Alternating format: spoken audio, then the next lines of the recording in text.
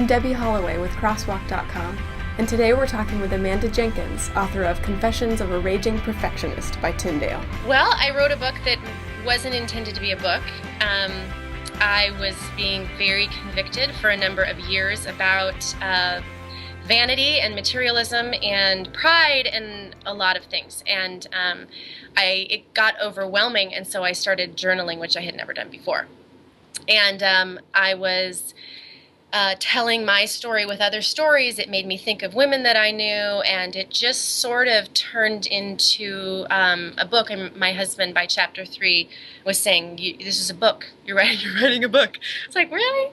So that's how it started, and then that kind of just became the format for me to work within, because every new chapter became a new thing God was working on. So I hoped for fewer chapters, but there was plenty of material, it seemed. It's called Confessions of a Raging Perfectionist. Why are so many women driven to be perfect? I think the more I'm talking to women and the more I'm hearing their stories, I think all of our motivation is the same. And I really think it's what we compare ourselves to. And generations before us had the line in the grocery store or their neighbor, but now we are inundated with TV and reality TV. And then social media, I think, is pretty brutal for women with Pinterest and Facebook.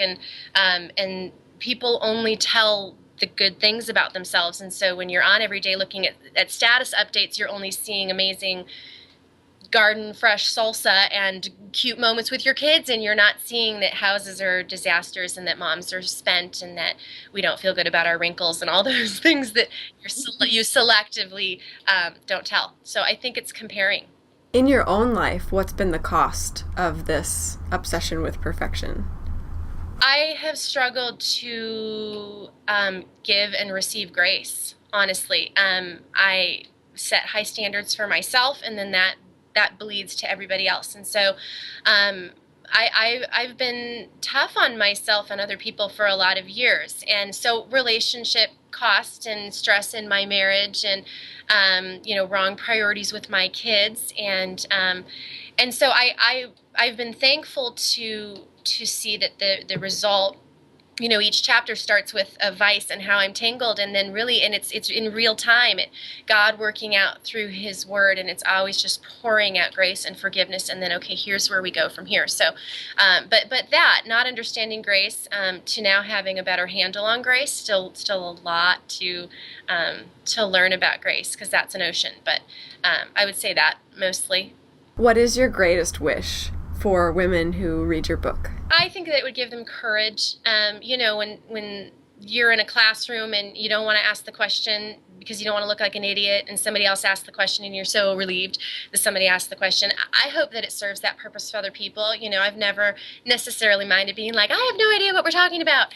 And, I hope that it gives women freedom to be courageous on their own, because, it's really in getting transparent with women around you.